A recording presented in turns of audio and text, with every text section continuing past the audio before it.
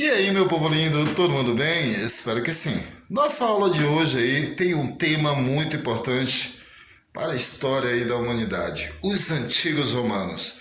Iremos entender as fases, né? Iremos entender o auge desse povo tão importante para a nossa história e ao mesmo tempo aí quais foram assim as características e o legado deixado para os nossos dias. Fique atento aí à nossa aula para que nós possamos entender de forma clara sobre esse povo tão importante, os antigos romanos.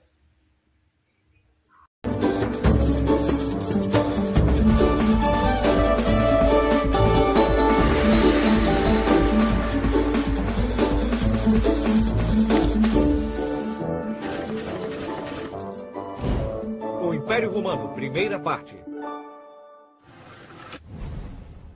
Todos os caminhos levam a Roma. O que quer dizer esse velho ditado? Será que todas as estradas do mundo se encontravam em Roma? Roma de novo? Eu sempre acabo aqui! Essa expressão faz sentido, porque os romanos construíram uma rede de estradas de um lado a outro de seu território, como uma teia de aranha. Mas esse ditado vai muito além. Quando se diz que todos os caminhos levam a Roma, não se está fazendo referência apenas a esses caminhos por onde transitam carroças e cavalos, mas também ao nascimento de muitas ideias fundamentais da civilização ocidental. O Império Romano foi tão influente, não só em sua época, mas em tudo que a civilização ocidental fez desde então, que se acreditava que tudo o que foi dito, tudo o que foi feito e tudo o que foi pensado nos séculos posteriores tem alguma relação com os romanos. O Império Romano foi um dos mais importantes da história. Rômulo e Remo. Roma nasceu às margens do rio Tibre, por volta de 750 a.C.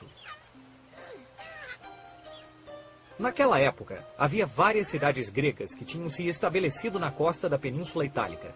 Então Roma, que entretanto era tão pequena quanto um recém-nascido, começou a crescer imitando o modelo dessas prósperas cidades-estado gregas.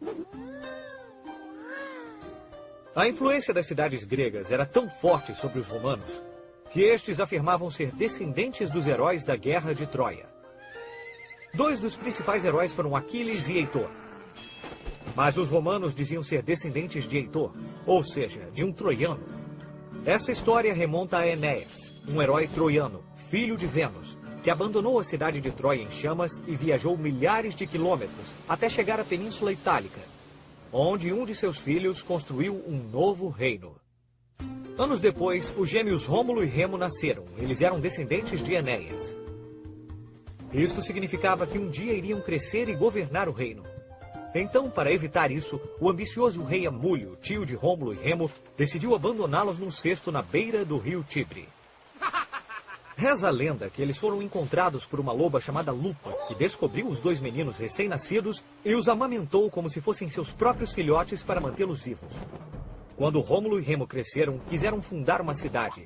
Mas tentando definir os limites da cidade, os irmãos brigaram e Remo morreu. Foi assim que Rômulo proclamou-se rei e fundou a cidade a que chamou Roma, como seu próprio nome, Rômulo. Na mitologia, Rômulo e Remo eram filhos de Marte, deus da guerra. Por isso, em suas veias corria sangue poderoso e muito agressivo. Mas, por outro lado, Enéas, o tataravô dos meninos, era filho de Vênus, a deusa do amor e da beleza. Digamos que todos os romanos foram fruto de uma mistura altamente explosiva da guerra e do amor. A República. Em seus primórdios, Roma era governada por reis. E quando um rei morria, a elite se reunia para eleger um sucessor. Isso quer dizer que, em Roma, o poder sempre esteve nas mãos da elite. E essas pessoas eram os patrícios.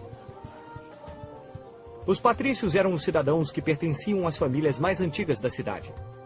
Um grupo de patrícios, geralmente os mais sábios e experientes, formava um conselho que limitava o poder supremo do rei. Esse conselho era conhecido como Senado. O Senado romano foi ganhando poder e prestígio, até que em 510 a.C., um rei particularmente mau foi deposto, e o Senado proclamou que nunca mais Roma teria um rei. De agora em diante, Roma é governada pelo povo. Esse foi o início da República Romana, a primeira república da história. A República Romana funcionava bem, mas às vezes havia problemas. Os patrícios, que tinham muito dinheiro, terras e poder, muitas vezes entravam em choque com os plebeus, geralmente mais numerosos e mais pobres, ou seja, todos os que não eram patrícios. Os plebeus começaram a clamar por melhores condições, mais alimentos e novas terras. Assim, o Senado decidiu que se Roma estava crescendo, seria necessário obter mais riquezas e mais terras. Por isso, formaram um exército forte para expandir seu território. Primeiro, toda a Península Itálica. Depois, conquistaram a Grécia, a Gália e, finalmente, a poderosa cidade de Cartago. Em seguida, passaram a controlar todo o mar Mediterrâneo. Como Roma e a riqueza cresciam, a cidade se tornava mais difícil de governar. Mamma mia. Então, um general muito bem-sucedido se destacou dentre os demais. Eu sou Júlio César e vou governar Roma. Não se preocupem, eu vou tirar vocês dessa crise. Júlio César foi um general muito popular porque havia ganho muitas batalhas. Sua vida e seus feitos em Roma o tornaram um dos personagens mais famosos da história. Júlio César deu início à época mais gloriosa de Roma. O Império Romano. Quando Júlio César assumiu o controle da cidade, passou a ser adorado pelo povo. Ele estava a caminho de ser o novo governante de Roma. Mas os senadores não gostaram nada dessa ideia, porque não estariam mais no comando. Então, organizaram uma conspiração e esfaquearam Júlio César até a morte nas escadarias em frente ao Senado. Até tu, Brutus. Sua morte gerou um caos em Roma. Até que, finalmente, Otaviano, filho adotivo de Júlio César, converteu-se no primeiro imperador romano, César Augusto. César Augusto assumiu o comando, deu fim a um século de guerras civis e inaugurou em Roma uma era de paz, prosperidade e grandeza imperial. Os romanos nunca se conformaram com o território que tinham. Sempre queriam mais e mais e mais. Essa ambição só foi alcançada graças à formação do exército mais poderoso do mundo. Muitas de suas estratégias foram baseadas em exemplos de Alexandre o Grande, o conquistador da Macedônia. Os soldados romanos foram organizados em unidades chamadas falanges e treinaram a famosa formação tartaruga, que os protegia com escudos por todos os lados, como um casco de tartaruga impenetrável. Além disso, atrás das legiões vinham as atiradeiras, capazes de disparar gigantes lanças de madeira. E também as catapultas, que podiam arremessar pedras pesadas ou enormes bolas de fogo. Nos primeiros tempos do Império, Roma conquistou terras desde o Oceano Atlântico até o rio Eufrates, da Inglaterra até o Saara. Nossa! E os romanos continuaram conquistando e anexando territórios ao Império durante séculos. A maior extensão do Império foi alcançada no século II depois de Cristo, durante o reinado dos imperadores Cláudio e Trajano.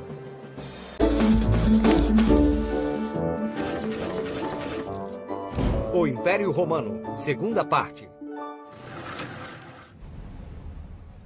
Roma havia conquistado muitos territórios e era extremamente rica. Mas ainda assim, as tensões entre os patrícios e plebeus eram constantes. Então os imperadores procuraram uma maneira de entreter o povo. Por isso, realizavam espetáculos no circo romano. O povo romano adorava se reunir para ver corridas de bigas, batalhas navais e combates entre gladiadores. Touros, leões e rinocerontes ora enfrentavam-se, ora dividiam a arena com algum gladiador. Ingressos para a batalha épica de hoje! Mais épica que ontem e menos do que amanhã! Ingressos! Quem vai querer ingressos? Mas quem eram esses homens que arriscavam suas vidas com o único objetivo de entreter o povo? Geralmente eram prisioneiros de guerra ou infratores que haviam se tornado escravos. No fim da luta, quando um gladiador ferido caía, o imperador perguntava ao público se ele merecia viver ou ser executado. Os gladiadores vitoriosos em muitos combates tornavam-se heróis do povo. Tinham fama e dinheiro, e se fossem realmente bons, eram libertados da escravidão e viviam de glória e riqueza para o resto da vida. A família. O núcleo da sociedade romana era a família. As famílias ricas, ou seja, os patrícios, eram descendentes dos primeiros habitantes da cidade. Eu sou um paterfamilias, ou seja, o pai da família, a autoridade máxima para os assuntos familiares. Por exemplo, eu tenho que dar permissão para o casamento de meus familiares, e quando brigam, eu ajo como juiz. Era isso mesmo. Tudo e todos na casa dependiam dele. Não só os filhos e parentes, mas também quem vivesse sob sua autoridade, inclusive criados e escravos. É claro que era melhor respeitar e obedecer ao paterfamilias, pois ele tinha tanto poder que a lei o autorizava a dispor da vida, vender como escravo ou matar qualquer membro da família. O que você disse? Nada, nada. Todas as manhãs, depois de vestir a túnica e tomar café, o nobre romano ia para o fórum onde todos os líderes da cidade se encontravam. Ali, ficava sabendo das novidades, conversava com outros nobres e dedicava-se aos negócios. Depois, almoçava, fazia a siesta e ia aos banhos públicos para relaxar, imerso em água quente. Os banhos públicos eram muito importantes para os romanos, que utilizavam engenhosos sistemas de caldeiras para aquecer a água. Essa água era trazida ao centro da cidade por meio de um gigantesco sistema de aquedutos que iam até as nascentes e lagos. As normas. A lei era algo muito sério em Roma, porque quem a violasse poderia perder todos os seus bens ou a vida. Mas como saber o que era permitido se as leis mudavam o tempo todo segundo os caprichos dos patrícios? A solução foi simples. Os plebeus exigiram que se estabelecesse um código no qual todas as leis e suas respectivas modificações estivessem registradas. Esse código de leis ficou conhecido como Direito Romano. Hoje, quase todos os países do mundo tomam o direito romano como base antes de promulgar uma lei. Havia leis para quase tudo em Roma. Leis de compra e venda, leis para transitar ou navegar, leis para se casar. Ufa, muitas leis. Os romanos também compreenderam que uma língua comum era necessária para gerenciar um império com populações tão diferentes. Foi assim que o latim ganhou força. O latim era usado inicialmente na Península Itálica e depois em todo o Império Romano. Todos os lugares conquistados por Roma acabaram usando o latim. Nessas novas terras, os povos usavam outras línguas e foram chamados de bárbaros pelos romanos. Os romanos pensaram que seria mais fácil para o império se todos falassem a mesma língua. Bem ou mal, a verdade é que o latim substituiu muitas línguas locais. Devido à grande extensão do império, muitas línguas baseadas no latim foram se formando. Há várias semelhanças entre palavras de línguas diferentes. Por exemplo, para dizer bom dia em latim, falava-se buenos dias. Em espanhol, Bom dia. em francês, em português, Bom dia. em romeno. Una. E claro, em italiano. Vediamo, caro mio. O fim do Império. Bem-vindos ao Roma Game Show! Eu sou o apresentador Cláudio Maximus Décimos Impérios Fábulos. A pergunta valendo 1 milhão é: pode um império durar para sempre? À medida que o Império Romano se expandia além de seus limites, muitos povos iam sendo conquistados e incorporados. Com o passar dos séculos, esses povos se cansaram de estar sob o domínio romano. Ao final do século III d.C., foi preciso dividir o Império Romano em duas partes. Mas ao invés de facilitar as coisas, essa divisão causou várias guerras civis, envenenamentos e uma série de imperadores que não conseguiam mais manter o equilíbrio. Competidores, vocês estão prestando atenção? Durante a época de César Augusto, no começo do Império, numa província romana pobre e distante chamada Palestina, nasceu Jesus de Nazaré.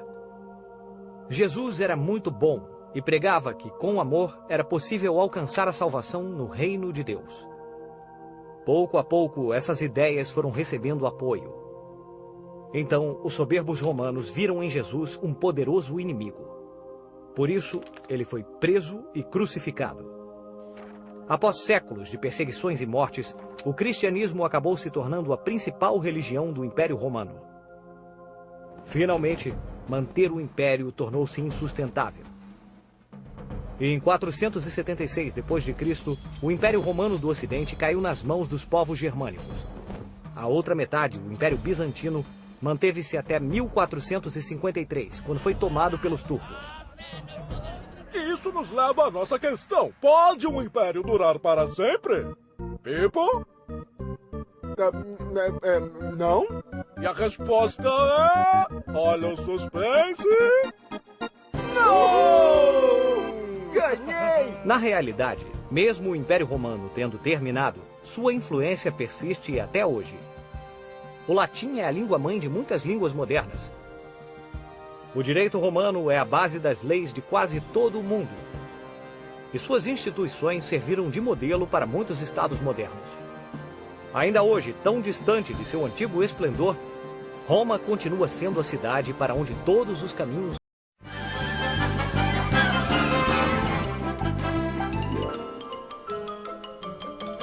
Isso é tudo bem, pessoal.